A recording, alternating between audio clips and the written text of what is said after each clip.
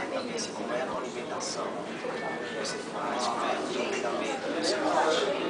A alimentação não tem muito acompanhamento, não é muito dieta regular, assim, hoje é 2 colheres de arroz, hoje de feijão, hoje tudo variado, assim, mas nada de especial, não.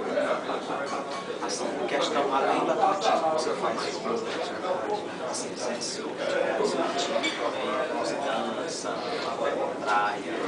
Não, eu faço outras atividades, né? Mas não fora do atletismo. Eu sou sargento do exército, o exército está com um grande projeto, que é o Mundial Militar em 2011, aqui no Rio de Janeiro, que está com grande expectativa, uma equipe muito boa de atletismo, e a gente, o sargento do exército, vai representar o atletismo de forma mundial. Você mais um pouquinho do teu perfil, tá? Lá nos esportes. Queria saber se você tem a relação do estilo também.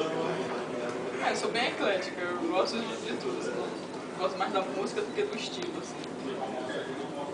Curto, eu sou muito baladeiro, gosto bastante de balada, estou de férias. Agora, período festivo não, mas quando estou de férias, geralmente eu vou pra balada, eu gosto de praia, viajo sábado de férias pra praia.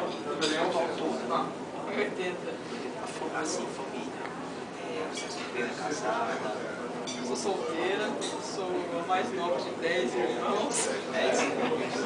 É uma história bacana, tenho 10 irmãos, todo mundo é bacana, todos que acompanham, gostam de ver, perguntam, me ligam.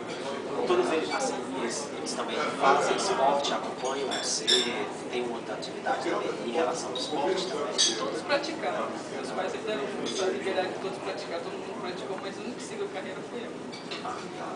E deixa eu te perguntar, quais são as tuas expectativas em relação ao GP? Você está preparando tudo isso que você vem de Fortaleza?